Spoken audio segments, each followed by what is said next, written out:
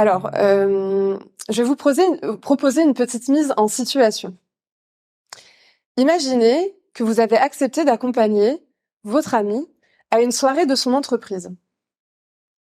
Vous n'y connaissez personne, alors votre ami vous introduit à un groupe de collègues. Voilà, je vous présente X. Il, elle, habite à YZ. Ah, génial, et tu fais quoi dans la vie? Catastrophe. Vous pensiez y échapper, mais la fameuse question « Tu fais quoi dans la vie ?» est arrivée à une vitesse éclair. Je vous parle de catastrophe parce que moi, cette question, je la redoute à chaque fois. Pourquoi? Parce que je suis incapable d'y répondre. Ou du moins, d'y répondre simplement et d'être satisfaite par ces quelques mots qui vont me résumer aux yeux des gens. Je n'ai que 27 ans et pourtant cette question, on me l'a posée un nombre incalculable de fois. Et plus on me la pose, moins je suis capable de donner une réponse claire et qui me satisfasse. Alors, mais pourquoi j'arrive pas à y répondre à cette question? Quelque chose doit clocher chez moi, car les autres ont l'air de réaliser cet exercice social avec une facilité et une confiance qui me déconcerte. En préparant ce TED Talk, je me suis rendu compte, en fait, que je faisais un lien direct entre ma capacité à donner une bonne réponse à cette question « Tu fais quoi dans la vie ?» et le fait d'avancer dans la vie. Car si je ne suis pas capable de répondre à cette question, c'est que je suis perdue dans ma vie. Et si je suis perdue dans ma vie, c'est que je n'avance pas. Et si je n'avance pas, c'est que je stagne, voire même que je recule. Alors je me dis qu'il pourrait être intéressant de me pencher sur la façon dont je définis le fait d'avancer dans la vie. Et je vais vous proposer d'y réfléchir vous-même quelques instants. Comment définiriez-vous le fait d'avancer dans la vie? Alors pour ma part, ça a longtemps été synonyme de 3 points. Tout d'abord, la réussite professionnelle et scolaire.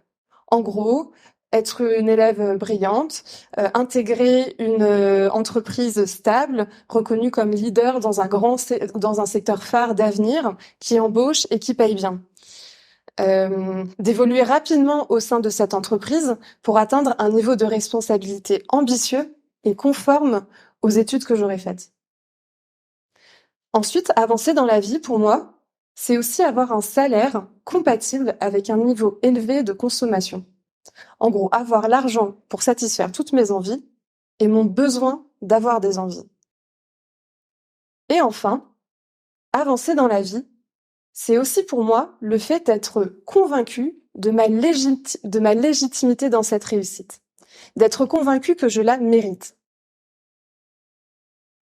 Alors, il se trouve que cette définition est à la fois la source et aussi le résultat d'une bonne partie de mon parcours. Car j'ai toujours été la bonne élève. En effet, à l'école, je suis comme un poisson dans l'eau. La pression des notes me tire vers le haut, j'ai envie d'être première et je suis première. Je passe mon bac haut la main et j'intègre naturellement une école une classe préparatoire scientifique. Alors, je dois m'adapter pour traverser ces 2 années intenses d'apprentissage, mais tout se passe bien. Je réussis mes concours et j'intègre une grande école d'ingénieurs. En image, en surface, l'image de la bonne élève est intacte. En école d'ingé, les études sont d'un très haut niveau et très utiles pour qui sait ce qu'il a envie de faire de sa vie. Mais moi, je sors un peu de ma bulle et je réalise que jusqu'à aujourd'hui, je n'ai jamais eu à faire de choix. Je n'ai jamais eu à me questionner sur ce que je voulais devenir. Le champ des possibles m'était ouvert et me voilà bien embarrassée de savoir ce que j'ai envie d'apporter à la société. Bon, je me questionne, mais je ne sors pas des sentiers battus pour autant. Je fais mes stages dans la gestion de projet, le conseil, de la recherche, et me voilà diplômée de grande école d'ingénieur. Le Covid passe par là, il laisse entreapercevoir un grand changement de société. Mais il fait aussi ressortir chez moi cette peur de ne pas assez bien avancer. Cette peur de ne pas soigner mon CV. Alors, pour ne pas perdre de temps, je vais intégrer une grande boîte de conseil à Paris. Je me dis qu'il est possible de changer l'entreprise de l'intérieur. Et puis, cette entreprise a eu le mérite de miser sur moi, de me prendre en sortie d'école. Et c'était pas gagné. Alors, à ce stade-là, on peut se dire, bon, bah, ça va, j'avance dans ma vie. Et puis, à la question, tu fais quoi dans la vie? J'ai qu'à répondre, je suis consultante dans une grande boîte de conseil. En plus, je pressens que c'est un peu la bonne réponse, celle que les gens attendent. Mais vous avez peut-être noté que dans ma précédente définition, je conditionne le fait d'avancer dans la vie au fait de me sentir légitime dans cette réussite scolaire et professionnelle. Et ça, c'est pas gagné. Car, dès l'école d'ingénieur, mon plaisir d'apprendre, ma curiosité naturelle, souffre du fait d'être encore et toujours jugée par des notes. Et j'en viens à douter de ma propre légitimité dans ces études. Dans mon premier emploi, c'est pareil. Je suis malheureuse dès le premier jour. En fait, je le savais que j'allais être malheureuse, mais je n'ai pas voulu le croire. Je m'étais convaincue que je pouvais encore être cette bonne élève qui avance comme il faut. Alors pendant 2 ans, je vais persévérer et je vais me questionner, me remettre en question en permanence. Si je ne suis pas heureuse dans mon travail, c'est que je ne travaille pas assez bien. Si je m'ennuie, c'est que je ne suis pas assez proactive. En plus, en bonne élève transparente, j'ai alerté mon entreprise dès le début. Mais on m'a toujours répondu « pas maintenant », au nom de ma montée en compétences. En fait, j'ai fini par vraiment avoir l'impression de ne pas être entendue et d'être une sorte de matière exécutante. J'avais l'impression, en fait, de porter un masque au quotidien. Et un jour, un matin, ce masque, je n'ai plus réussi à le mettre. J'ai fait un bore-out qui a entraîné plusieurs mois d'arrêt de travail. À ce moment-là de ma vie, je suis complètement perdue. Mais qu'est-ce que je vais faire de ma vie? Moi qui ai fait de si belles études, moi qui ai toutes ces compétences et qui m'avère pourtant incapable de m'épanouir dans une entreprise. À quoi je sers? Je sens qu'il faut que je quitte cet emploi, mais je mets du temps, car je mets du temps à réaliser que c'est le salaire qui est le dernier maillon qui me lie à cette entreprise. Que je suis un peu en train de mettre ma santé mentale, que je suis un peu en train de dealer entre ma santé mentale et le fait de répondre à des besoins de consommation superflus. Et puis, ma grand-mère meurt et je réalise que la vie est courte et que je suis en train de la gaspiller. Et je démissionne enfin. Je viens de traverser la fameuse quête de sens en entreprise. Alors, en gros, pour le dire autrement, quand on combine le syndrome de l'imposteur et le syndrome de la bonne élève, ça donne un joyeux bazar. Et en tout cas, ce qui est sûr, c'est que je n'oserais pas me qualifier d'ingénieure ou de consultante parce que je me sens trop éloignée du schéma de l'employé modèle. Pour complexifier encore un peu le sujet, il y a une autre facette en moi qui est tout aussi constitutive de ce que je suis. C'est ma conscience écologique. Alors je me suis demandé d'où elle venait cette conscience écologique, cette sensibilité. En fait, elle a toujours été là et elle a grandi avec moi. En parallèle, j'ai toujours entendu que la planète brûle, mais qu'on regarde ailleurs. Que ma génération est dans le pétrin. Alors, ma sensibilité et mon niveau d'engagement vont aller crescendo. Ça commence à l'école par dire à mes amis de ramasser leurs déchets par terre. Ensuite, en prépa, je vais monter une campagne de sensibilisation au gaspillage de ma cantine. Gaspillage alimentaire.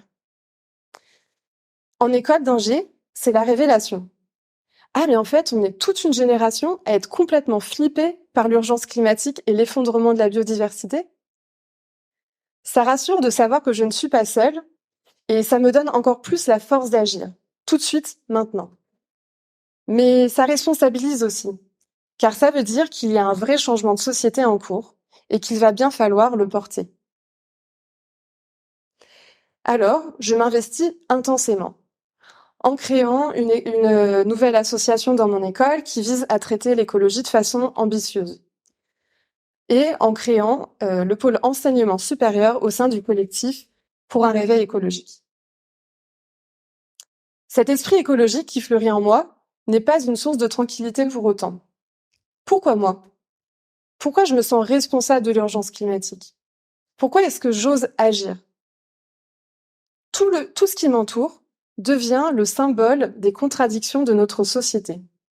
Et moi comprise, j'oscille entre insouciance et hyperlucidité. À un moment donné, je ne sais même tellement plus comment faire que je ne sais plus comment faire pour me rendre utile, me sentir utile et avoir l'impression d'avoir un réel impact que je finis par me recroqueviller sur moi-même. Je vous présente l'éco-anxiété. Bon alors, si on revient à notre situation, à la question tu fais quoi dans la vie, je pourrais répondre je suis une citoyenne éco-anxieuse. Mais pas sûr que ça plaise. Bon, en résumé, je n'ai toujours pas trouvé de réponse pleinement satisfaisante à donner aux collègues de mon ami. Mais pourquoi aucune de mes pistes ne me satisfait? En fait, je réalise que, en répondant à la question tu fais quoi dans la vie, c'est comme si j'allais m'enfermer dans une case à tout jamais, alors que je suis bien plus qu'une case. Mais alors pourquoi j'ai cette impression? En fait, ça vient de ma propre définition d'avancer dans la vie.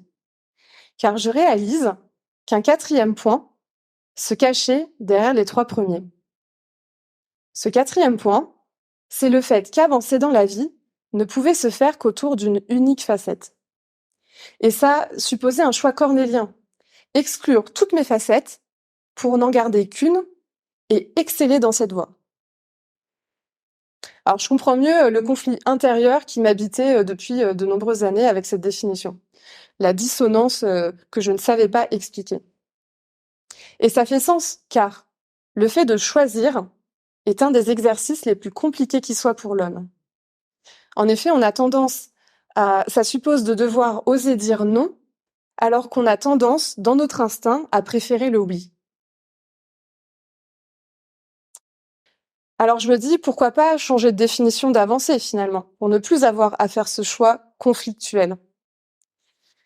De trouver une définition qui me permette d'accepter ma propre complexité, la diversité de mon parcours, la complémentarité de mes facettes, et même mes contradictions et mes doutes.